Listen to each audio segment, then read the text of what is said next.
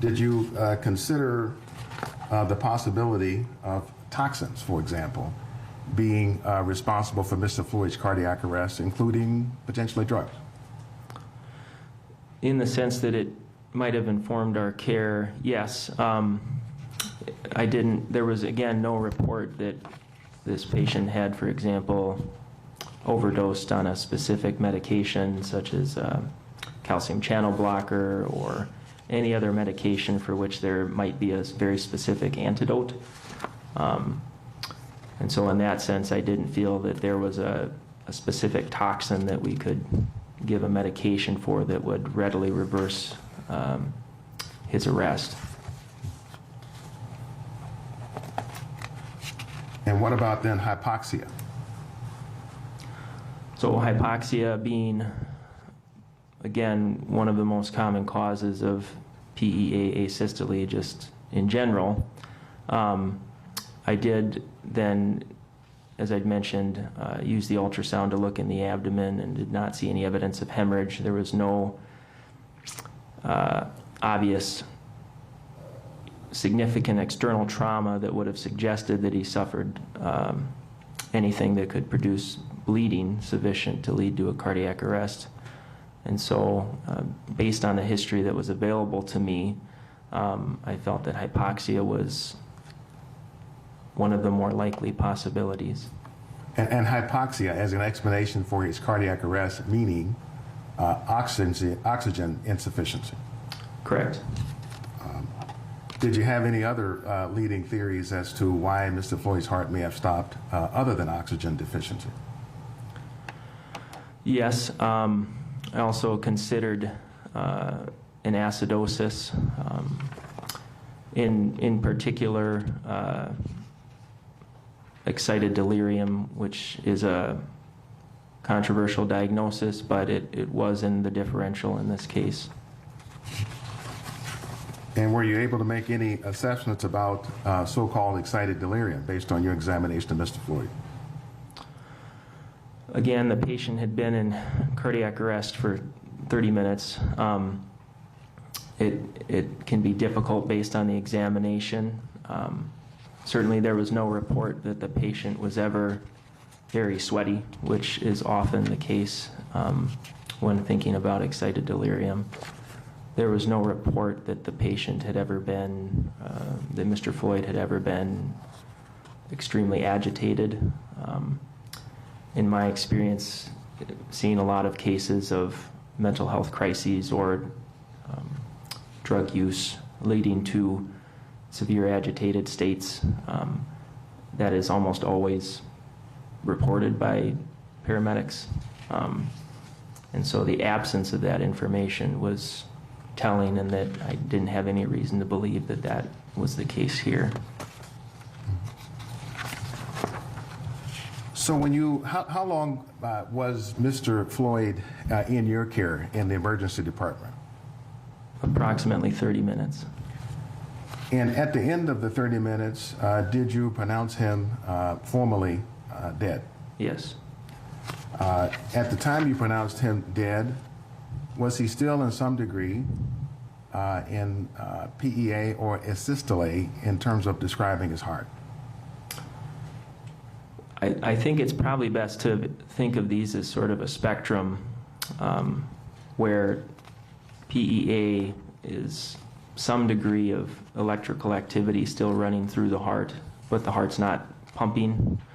And then eventually that will devolve into asystole, where both the heart is not pumping and then the electrical activity stops as well. And so at the end of the case, Mr. Floyd was still in PEA, but there was virtually no cardiac activity. And at that point, in the absence of any apparent reversible cause, and because Mr. Floyd had been in arrest for, by this time, 60 minutes, I determined that the likelihood of any meaningful outcome was far below 1%, and that we would not be able to resuscitate Mr. Floyd, and so I then pronounced him dead. And doctor, Was your leading theory then for the cause of Mr. Floyd's cardiac arrest oxygen deficiency? That was one of the more likely possibilities. I felt that at the time, based on the information I had, it was more likely than the other possibilities. And doctor, is there another name for death by oxygen deficiency?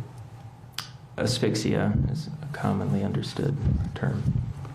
That was a very key moment here. Not only did you learn that it was a total of about 60 minutes that George Floyd was under cardiac arrest, but the more likely possibility that actually caused that cardiac arrest, doctor was very careful to say, was hypoxia, loss or deprivation of oxygen. And colloquially, what is that? Asphyxia, asphyxiation. We have a link here through the testimony now, Kate, that suggests that the person who ultimately declared George Floyd dead and tried to save his life in the ER was eliminating possibilities based on what the paramedics did not tell him. A very telling moment was the idea of, hey, if drugs had been an issue, if overdosing had been suspected, if the person's behavior indicated that that was a possibility, wouldn't the paramedics have said that? In his experience, yes, they often offer that information. The absence of that information allowed him to eliminate a number of possibilities and say, with quite clearly there, that he believed that the most dead-on possibility, and forgive the pun, the most appropriate possibility that caused that cardiac arrest here was the loss of oxygen. You were discussing hypoxia kind of being consistent with asphyxiation, right? Correct. Hypoxia is the lack of oxygen to the brain, correct? Correct. And there are many things that cause hypoxia that would still be considered asphyxiation. Agreed? Correct. Drug use. Certain drugs can cause hypoxia. Agreed? Yes. Specifically fentanyl. That's correct. How about methamphetamine? It can. Combination of the two? Yes. During the course of your care of Mr. Floyd, you did not administer Narcan or naloxone, did you? No. And when you talk about those drugs that are immediately able to reverse the effects, that's what that does. Narcan reverses the effects of fentanyl toxicity. Agreed? Correct.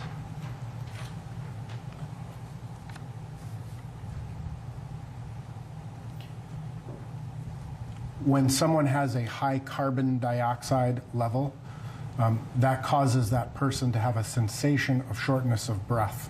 Agreed? Yes.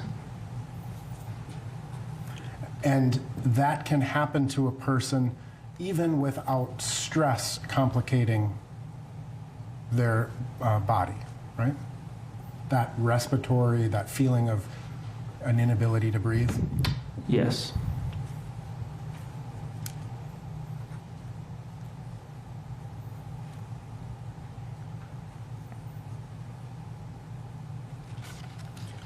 Are you familiar with the impact of taking certain narcotics interrectally, rectally?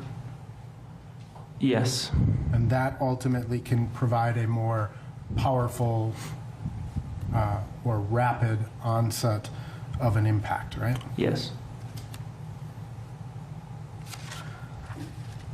Simply because a person has a history of chronic opiate abuse, does that mean that fentanyl can't kill them? No. When someone is hyperventilating, anxious and hyperventilating, they're actually decreasing their CO2 by doing that, correct? Correct. Laura Coates, as we go through this cross-examination now, the defense attorney is trying to raise some doubts about why George Floyd died. Could have been fentanyl in his system. What did you take away from the questioning just there?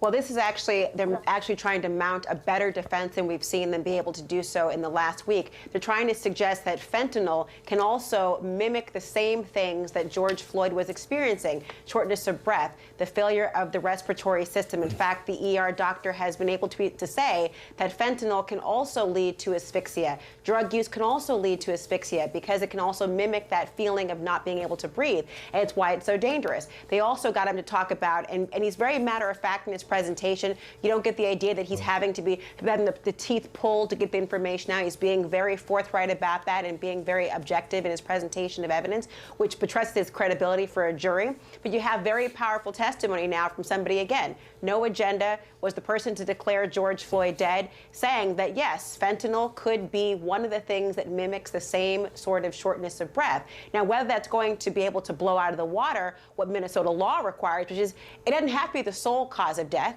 It must be a substantial causal factor of death. There can be many.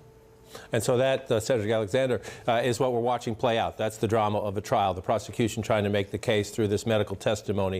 And the testimony may be about to resume. I'm just going to watch for 1 second here. Here we go.